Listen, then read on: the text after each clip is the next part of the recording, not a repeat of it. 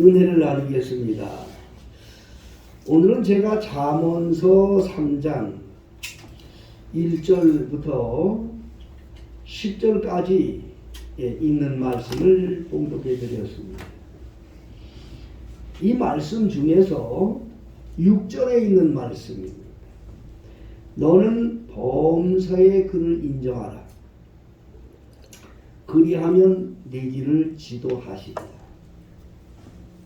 이 말씀을 중심으로 해서 하나님의 지도를 받는 심령들, 하나님의 지도를 받는 가정들, 하나님의 지도를 받는 인생들이 되기를 주의 이름으로 먼저 축복합니다. 하나님의 지도. 너는 범사의 그를 인정하라. 그리하면 그가 너를 지도하리라.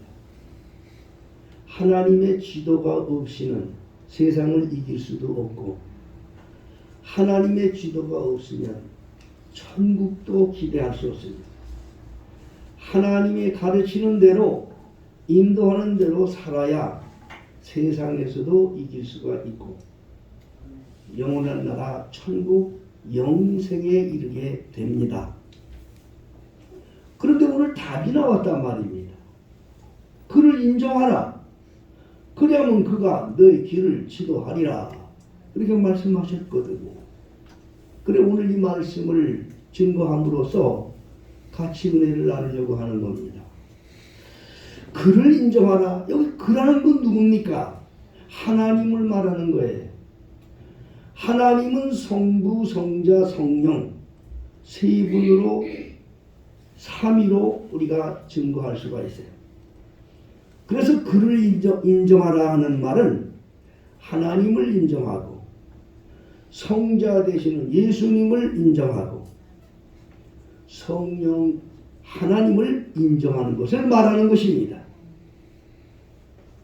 우리 삶 속에 이 하나님을 실히 깨닫고 인정하며 살면 하나님은 우리의 인생길을 책임지시고 인도하시고 영생에 이를 때까지 지켜주시는 사실을 다시 한번 깨닫기를 주의 이름으로 축복합니다.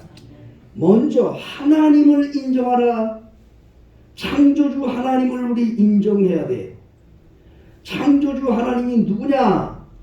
모든 것을 지으신 분이야. 모든 것이 다 하나님의 목적을 따라서 지었다고요. 하나님의 목적을 따라서 이거를 인정해야 돼요. 악한 자는 악한 일을 위해서 또 하나님이 지으셨고, 선한 자는 선한 일을 위해 지었고, 인간뿐이 아니라 모든 천하 만물이 하나님의 목적을 이루시려고 지음받았다고 하는 이 분명한 사실. 그래서 이것은 모든 것이 하나님의 뜻을 따라 움직여지는 것을 알아야 돼요. 우리 몸도 마찬가지.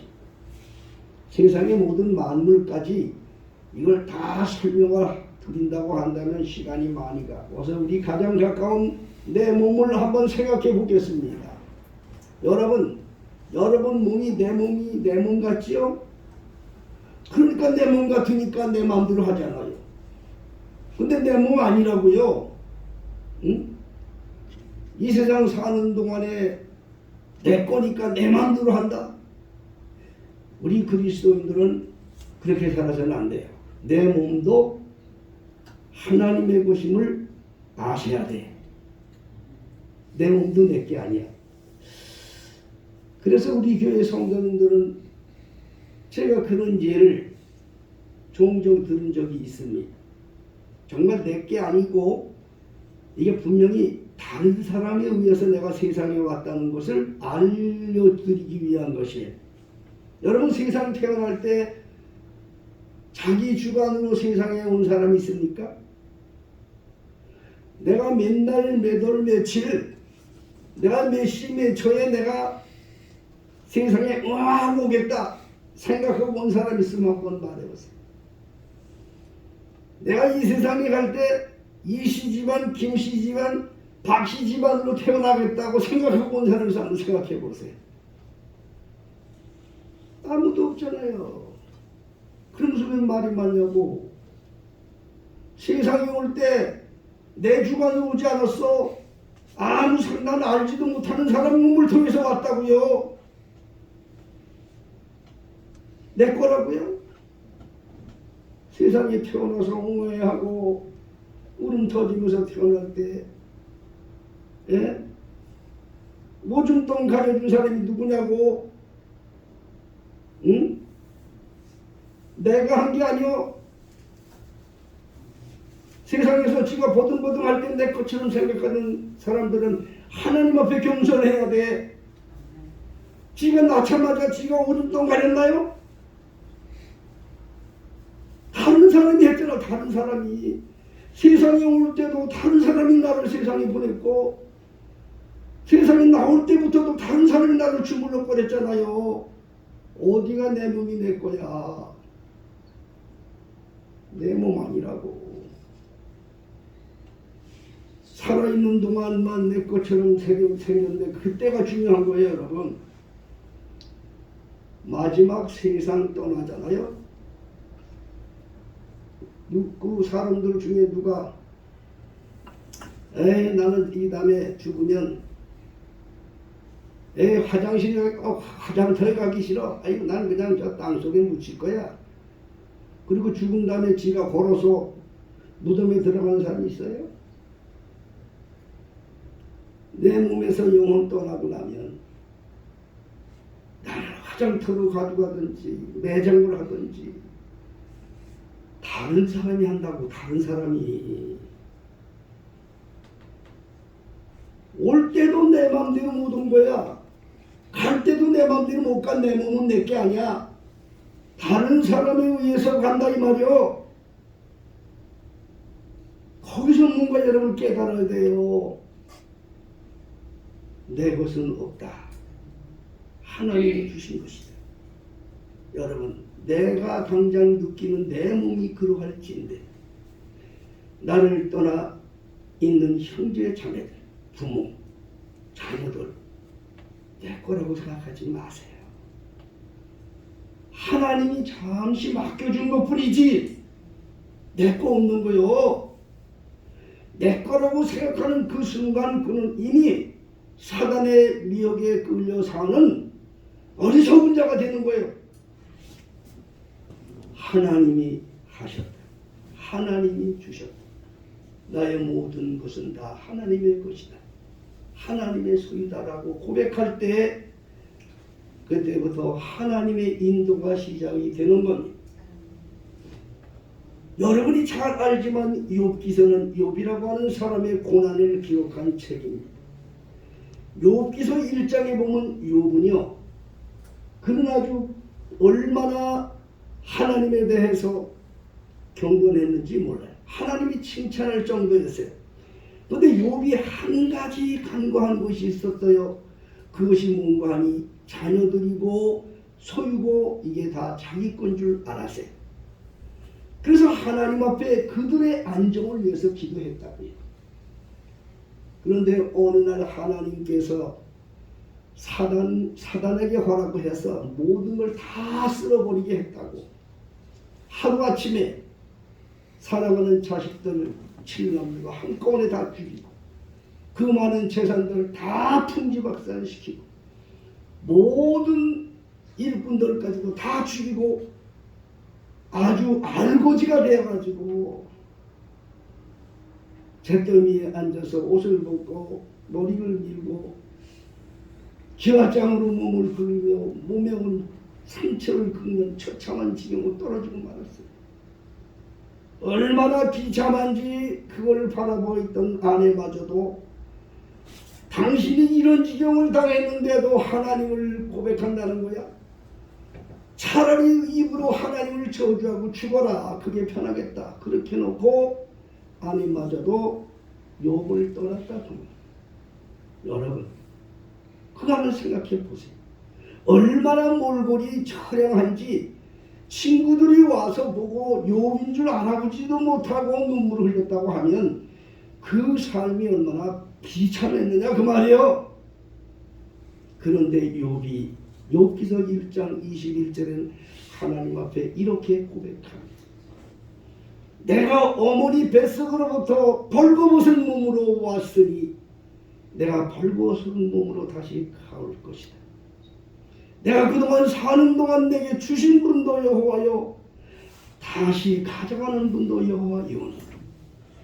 여호와 이름이 찬송을 받을지니이다. 그 입술로 범죄하지 아니했다, 범죄하지 아니했다고 말합니다. 여러분, 그렇게 고백을 한 거예요. 다 하나님이 주신 거기 때문에 하나님이 다시 가져가니 오직 영광 받으실 분은 하나님뿐입니다. 여러분 지금 가지고 여러분들이 누린 모든 것을 내 것이라고 생각하지 마세요. 하나님의 것으로 생각하세요. 그래야 거룩한 하나님의 앞에 인도함을 받고 영생에 이르도록 보호함을 받는 줄로 믿으시기를 바랍니다. 모든 것은 하나님을 인정하는 것, 전능자를 인정하는 것은 이 모든 것이 하나님의 것이고 하나님의 소유를 고백할 줄 아는 자가 돼야 돼. 그래서 하나님이 그 욥을 인도하셔서 훗날에 각절의 복을 주신 것입니다. 여러분, 세상 것은 자꾸 움켜쥐면 될 것 같지만 안 그래요. 손을 필 때 진정한 내게 되는 거예요. 믿습니까? 그 세상 사람도 자꾸 움켜진다. 자꾸 움켜쥐는 사람은 죽을 때 딱 보면 아무것도 없어. 그런데 주님의 이름으로 많이 편 사람은 마지막 세상 떠날 때 그 하늘의 은혜, 영광의 열매가 손에 가득히 채워지는 줄 믿으시기 바랍니다. 마지막 손 펼 때 그때 진짜야. 근데 그때 아무것도 없어. 그래서 예수님은 그렇게 말한 거야. 너희 재산을 팔아서 가난한 자를 도와줘라. 영원히 없어지지 아니하는 하늘나라의 집을 지으라. 여러분, 내가 가지고 있는 것 하나님을 위해서 쓰라고 주신 걸 믿으시기 바랍니다. 내 육체도 내게 있는 모든 것도 다 이것이 내 것이라고 생각하면 그것이 나를 지옥으로 끌고 가. 그러나 이것은 하나님의 것으로 고백할 때 하나님은 나를 천국으로 인도하는 줄을 믿으시기 바랍니다. 너는 범사에 그를 인정하라. 그리하면 내 길을 지도하리라. 또 아까 처음에 말씀드렸는데 하나님은 창조주 하나님만 하나님이 아니고 아들 대신 예수님도 예수님이 하나님이거든. 그 예수님을 또 인정해야 돼. 그 예수님을 인정하는 것은 내 육체로 오신 하나님의 아들을 인정한다는 것은 그 아들과 함께 사는 고백이 있어야 되는 거예요. 예수님께서 세상에 오셔서 하신 일을 따라서 그대로 사는 것, 그것이 하나님을 인정하고 예수님을 인정하는 삶이에요. 마태복음 7장 21절에 예수님께서 마지막 심판 때에 말이죠. 나더러 주여 주여 하는 자보다 다 천국까지 앉는다.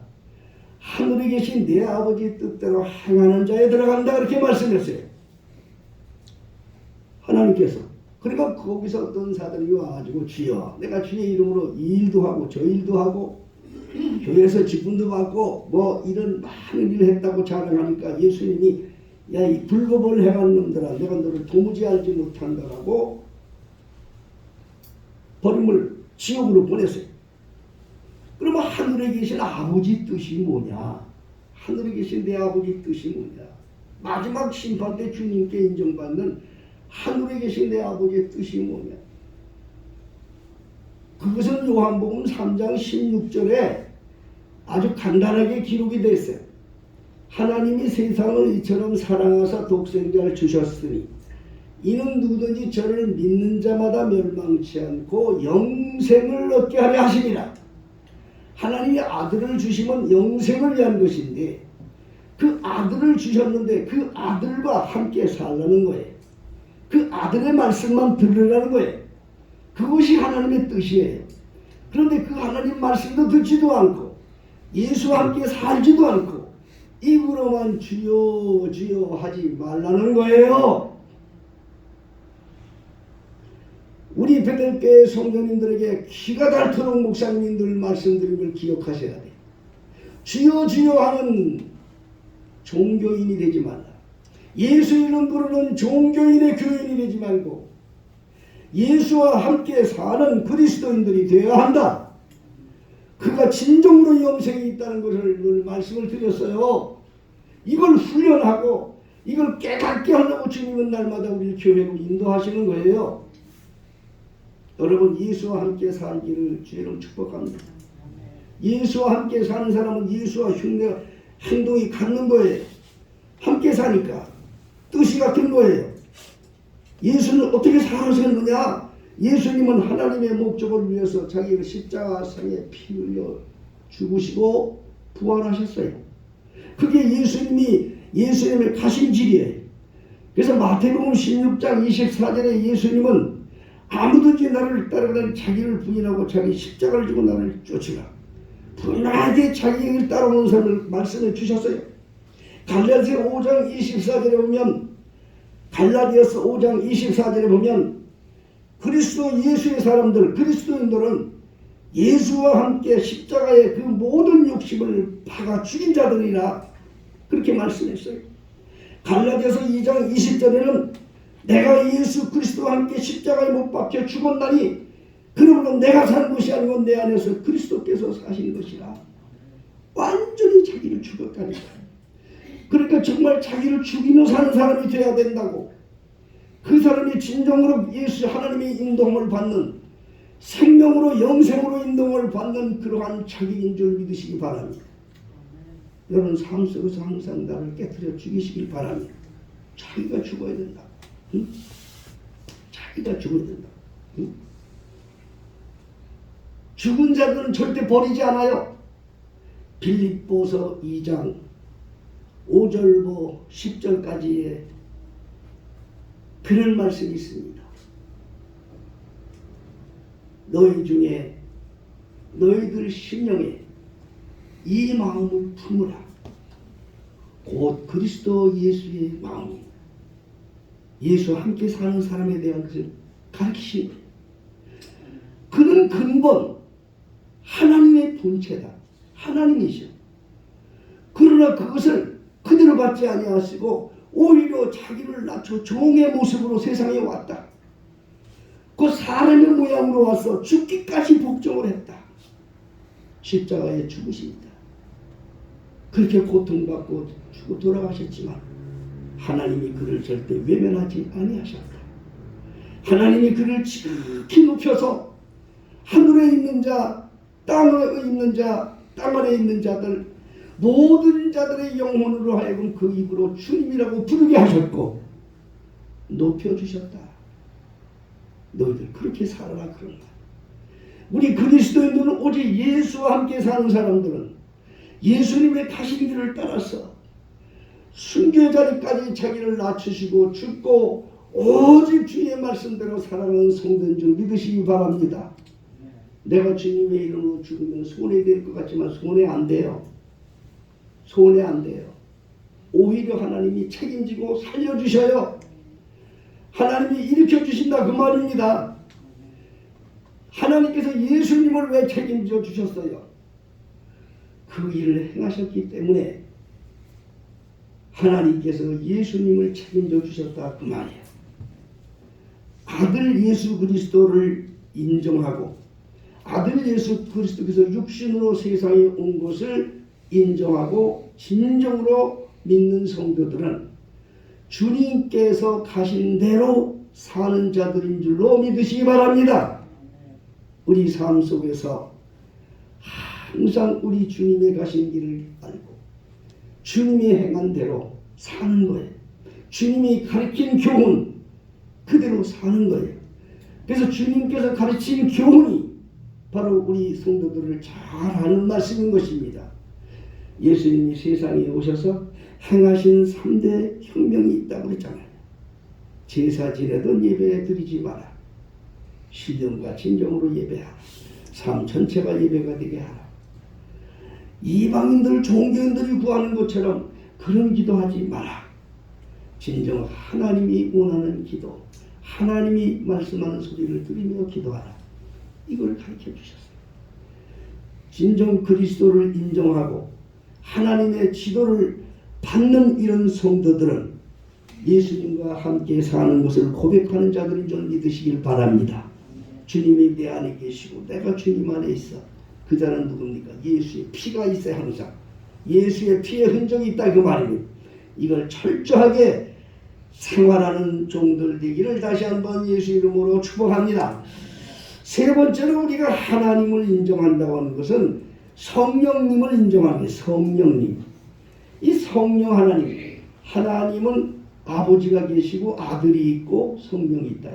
그래서 우리는 성부 하나님, 성자 예수님, 성령 하나님 이제 이렇게 말하죠. 삼위일체를. 그를 인정하라는 것은 이 세 분을 다 인정할 줄 알아야 된다는 말씀인 거예요. 전능자를 인정하고 아들로 오신 예수를 인정하고 지금도 우리 가운데 역사해서 성령의 감동으로 역사하시는 하나님을 인정하는 삶을 살아야 돼요. 그래야 하나님의 인도함을 받게 되는 겁니다. 사도행전 10장 9절에 보면 말입니다. 베드로가 하나님께 기도하고 있는데 하늘에서 네 발 달린 짐승들이 보자기에 쌓여서 내려와요. 그리고 하늘에서 음성이 들리는데 너 그거 잡아먹으라 그러는 거예요. 그러니까 이 유대인들은 부정한 걸 먹질 않거든. 그래서 이게 도저히 난 이건 못 먹습니다. 그러니까 하나님이 깨끗하게 한 걸 왜 네가 못 먹는다고 그래? 아무 소리 하지 말고 먹어. 조금 있다가 너 불러올 사람이 있어. 그 사람 따라가라. 그 사람이 누군가 하니 이방인이에요. 이방인. 로마 군대 장관이 복음이 유대인들에게는 그 당시에 예수님이 오셔서 말씀을 증거했지만 하나님은 유대인에게만 하나님인 줄 알았어.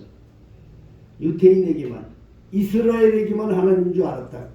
성령을 주셔도 이스라엘에게만 주시는 하나님인 줄로 착각했어. 베드로도.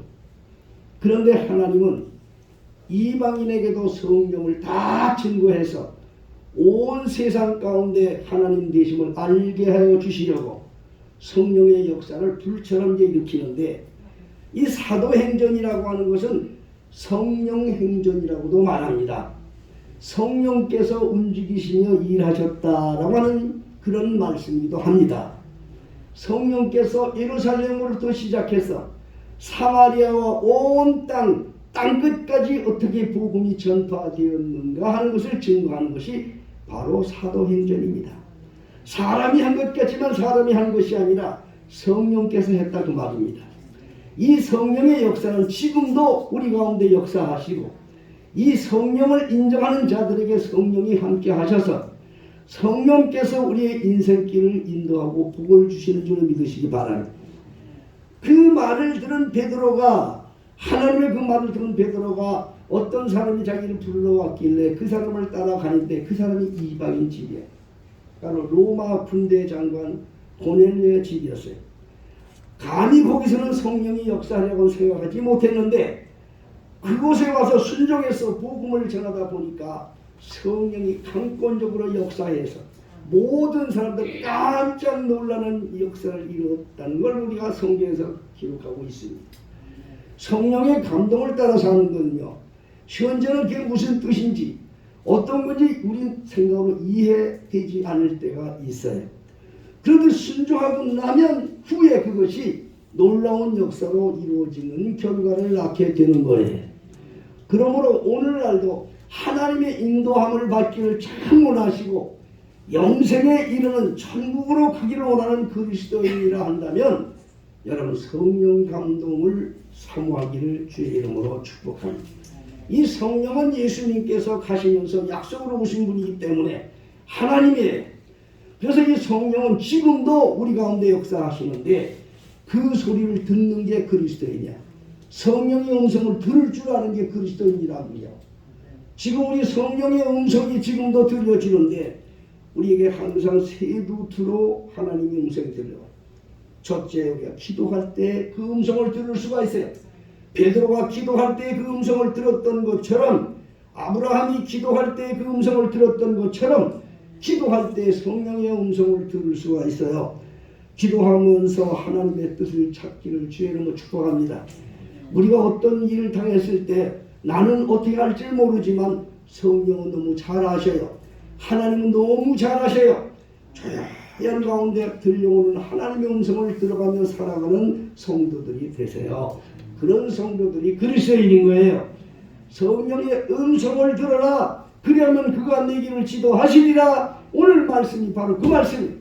너는 범사에 그를 인정하라. 그리하면 그가 내 길을 지도하시리라. 이렇게 말씀하신 거예요. 두 번째로 기도할 때 음성이 들리고 하나님의 말씀을 묵상할 때 들려요. 우리가 기록된 성경 말씀, 이것이 성령의 감동으로 되어진 것입니다. 이게 그냥 사람이 쓴 게 아닙니다.